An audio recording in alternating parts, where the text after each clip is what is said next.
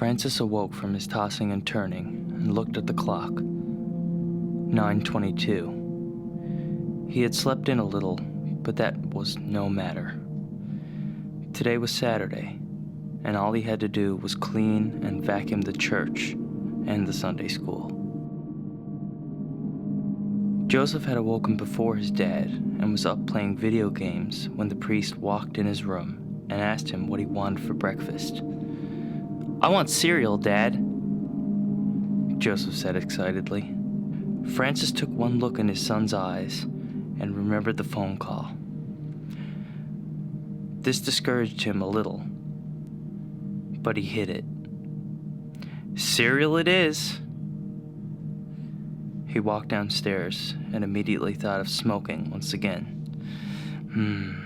Tobacco. He poured up the milk and got out 3 different types of cereal. Joseph liked mixing them together and create what he called super cereal. Francis thought of his own super breakfast and began in on his steak and scrambled egg mixture.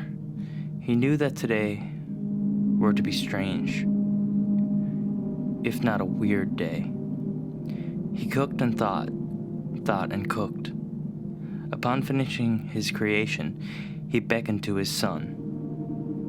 "Joseph, your cereal is being served." Once again he laughed in spite of himself. The combination of Cheerios, Count Chocula, and Frosted Flakes was hardly delicious, but his son loved it. Joseph appeared around the side of the refrigerator with a huge smile on his face.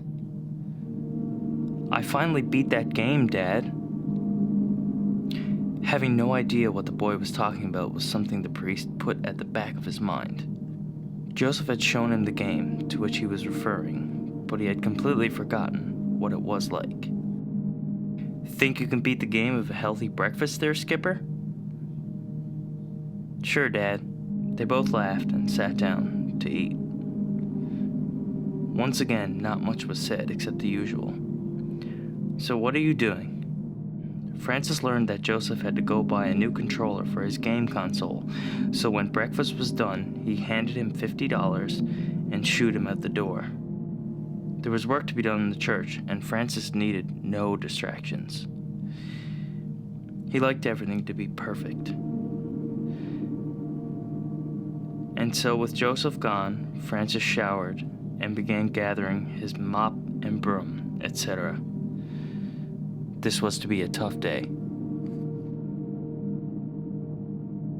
LeVay rode his motorbike as far as the Bank Street Motel.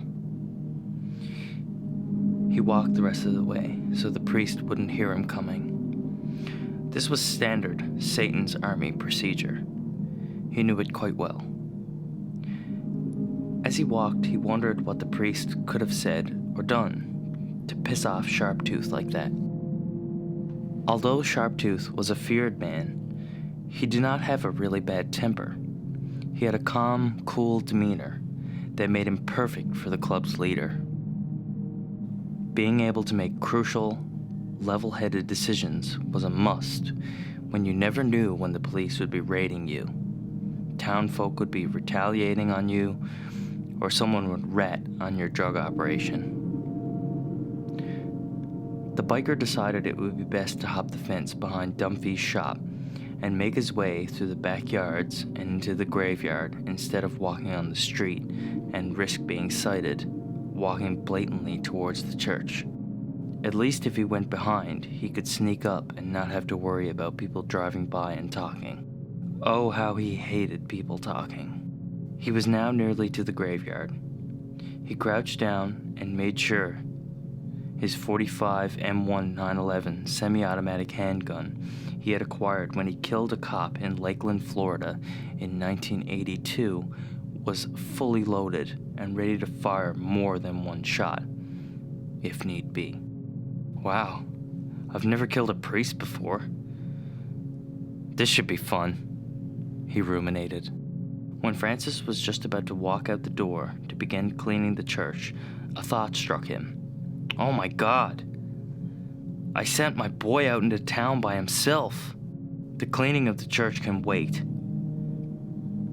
He grabbed his keys, ran down the back steps, and into his Oldsmobile, which started with a rumble and a grumble. I bet I know where he went to. To Walmart at the end of Ravner. He pulled out past his church and sped down Ravner. As he passed the Banks Motel, he noticed one of the outlaw bikers parked by it, probably doing something drug-related. The priest found Joseph walking all the way out by Sam and Samantha Lang's. About another 10-minute walk to the Walmart. He pulled in and honked his horn. Opening the door, he said, "Get in, son. I'll take you the rest of the way." Joseph hopped in his dad's car and they sped away. Video games had saved the priest's life, unbeknownst to him. LaVey was now halfway across the graveyard. He read the stones as he passed them. They were mostly of past priests. Fuck, he thought. How many fucking priests have died in this hellhole? He now was upon the church. He slowly walked through the doors and into the darkness. He had his plan all lined up. He was going to pretend to want the priest's help. He was going to say he wanted to stop his evil ways, quit his biker gang, and start a responsible life. When the priest wasn't looking, he would execute him Russian prison style, one bullet behind the ear. Then he would flee, hiding the corpse in a closet before he left, so him and the gang could come back later to dispose of it. For his own sick pleasures, he was also planning on strangling the little boy and taking a piece of his body to eat. He had been reading a lot about cannibalism lately, and the thought of eating a little boy purely excited him, to almost a sexual level. He made his way through the church and finally found a light switch. It was at the front, by the altar. But he was confused. Where was Francis Brown? He flicked the switch and lit a cigarette. When he looked up, his blood turned to all the ice that has ever been on this planet. He knew the face, had read the books, but the image was purely and simply too much. He suffered a massive heart attack and hit the floor hard. His cigarette was doubted by some unseen force. The lights were flicked off, and the church returned to its state of screamingly loud darkness. There was to be no murder of a priest. For now. But there are so many different kinds, Joseph. How do you know which one to buy? Well, Dad, see, it clearly says on the boxes which system each one is for. And look, the prices are underneath. Ah, I see, said Francis, still not understanding really what the heck his son was talking about. Well, just grab one and let's get going. Hello, Francis, a voice said behind him. It was Dr. Adam Crenshaw, the local practitioner of Dark Bay, a tall, handsome man, barely out of his 30s, with striking black hair and wide shoulders. How is everything today? Oh, fairly well, Dr. Crenshaw, answered the priest. Please, call me Adam. Very well, Adam. Ah, I see someone is getting a new game controller. What type are you looking to get, Sonny? Well, I have an Xbox, but I've been thinking of getting one of these cheat code ones so I can get more out of every game I buy, you know? A good choice. I bought one myself just the other day. You play Xbox? Sure thing, almost every day. I find it relaxing. Wow, Doctor, you must be like the coolest grown-up ever. Ha! I don't think so, and neither does my wife, glancing at Francis. And there it went. Wife. That word. That word. Once again, the priest completely zoned out, like when he catches his son dismally staring at his television set while playing those games of his. A million thoughts ran through his mind. How I wish I could see her pretty face again. Why did she have to move away? He came out of his trance and sighed openly. Dr. Crenshaw was finishing some story to Joseph, and he stood facing a blank wall staring at it. He blushed and said, "Come along, Joseph. I've got to clean up the church for tomorrow. You know that." "Yeah, sure thing, Dad." Joseph grabbed the cheat code controller and walked to the electronics cache. The crackly voice, pimple-faced son of Sam Lang was working. "Will that be all, dude?" he said, bagging the controller. $49.99, please." "Here's 50. See ya." Joseph and Francis walked out of the store and got in their car. In the distance, the priest could hear the rumble of a motorcycle. He gulped and prayed for a second. "Please, God, don't let them be looking for me." The car edged out of the Walmart parking lot and onto Radnor Street. It was strangely warm now, despite the clear sky on this fall day. Usually with a clear sky on any day past the middle of September, it's freezing. The priest couldn't wait to get home to smoke a cigarette out the back door of the church and forget all about the bikers. He made it up in his mind that he would have a drink tonight, something he hadn't done in a long time. He loved Jack Daniels in his day and thought it would be great to run out and get a bottle and listen to some of his old tunes. Very relaxing.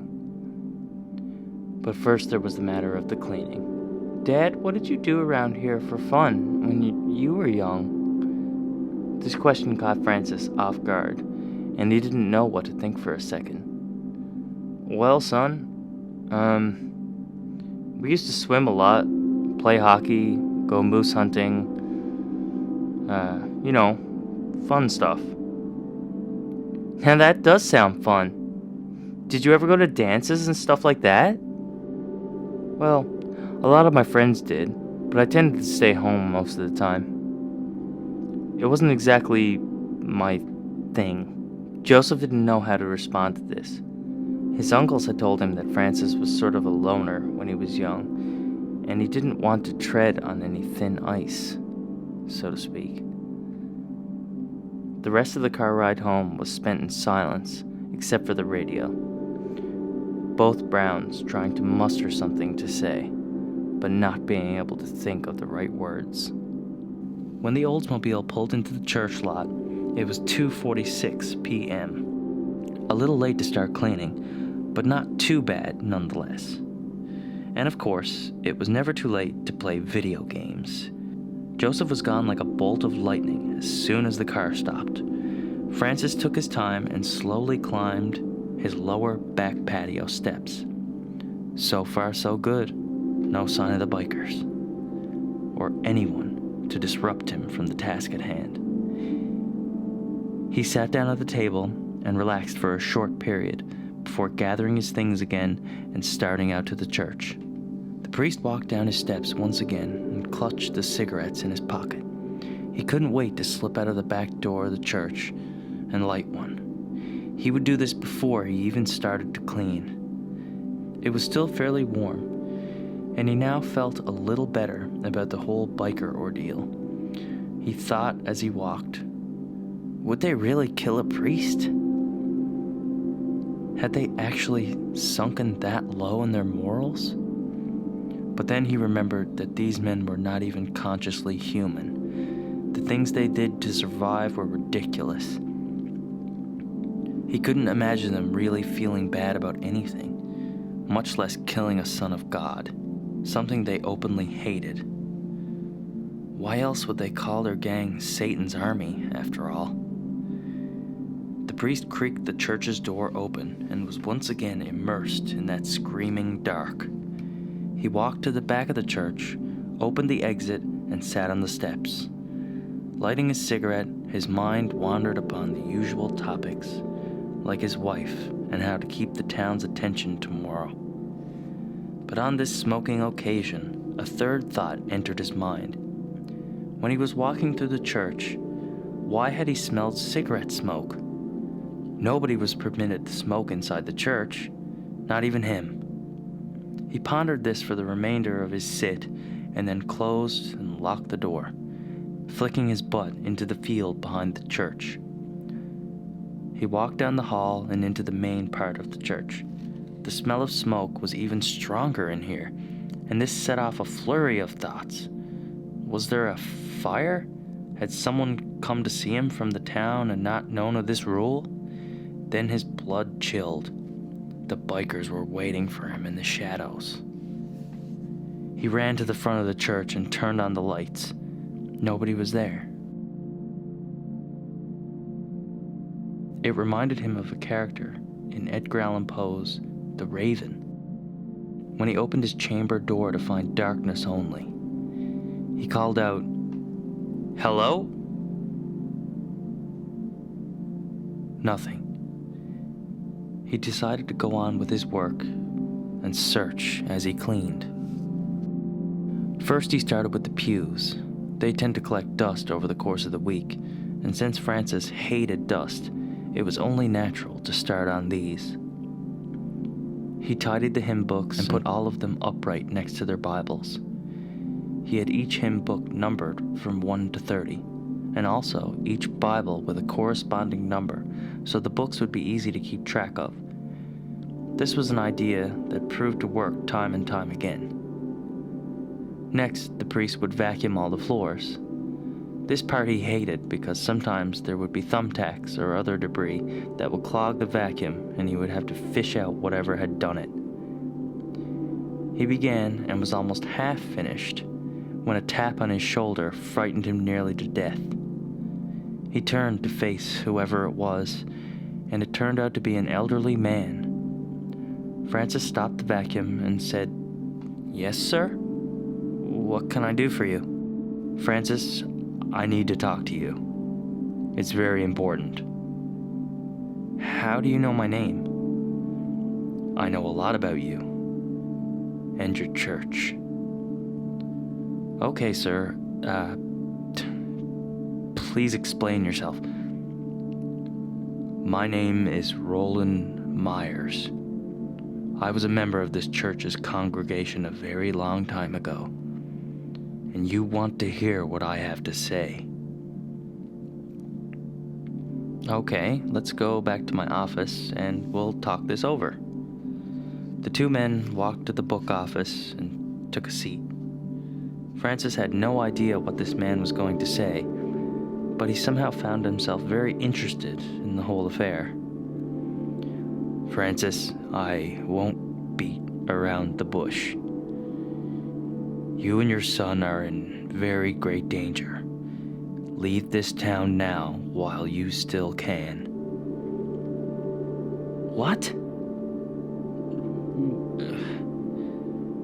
What are you talking about, Mr. Myers? This is our home." "Do you know what became of the priest of my time from this church?" "Father Gregory? No, I heard he moved to Florida to retire or something." "Listen closely, Francis. He is in a mental institution here in Newfoundland." "What? Why?" "He seen things in this church. He heard things." "What kind of things?" "Voices, Francis. Voices telling him to kill his wife and his daughter and himself. He went completely mad from being in this building." "How do you know all this, Mr. Myers?" "Because you See, Francis, I'd take care of him now. I hear all his ramblings and all his stories. Please leave. Please. This church is, well, evil. Evil? Now, sir, I think you may be taking this a little too far. The house of God can hardly be called evil. If anything, this building is a stronghold against that type of thing. This place fights evil. It does not create it. Have you gotten angry recently, Francis? This caught the priest off guard.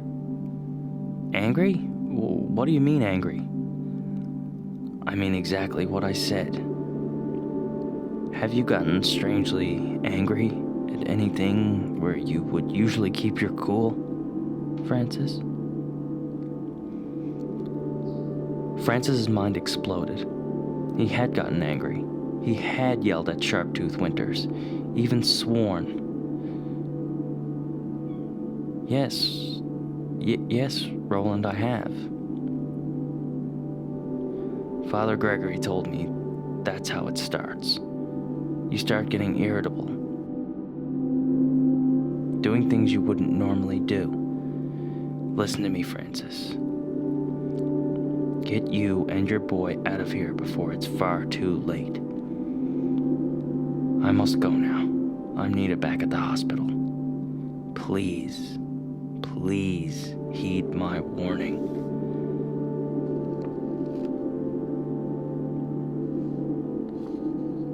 I'll think about it. May God be with you. Roland stopped dead in his tracks and slowly turned to face the priest. In a low, almost whispered tone, he said, "There is no God."